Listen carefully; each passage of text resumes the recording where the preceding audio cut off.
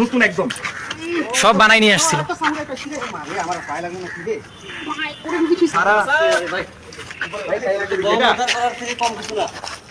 এত অস্ত্র একসাথে পাওয়া তো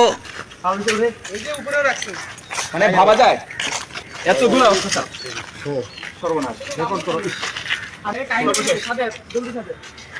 এটা কোন ছাদের হল?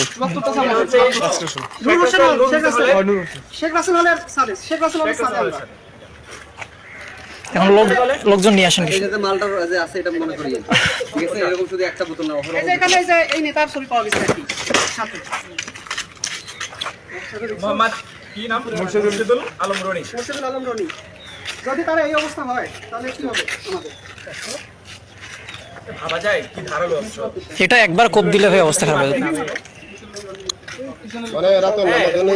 মানে ঢেকে দেওয়া হয়েছে আর কি।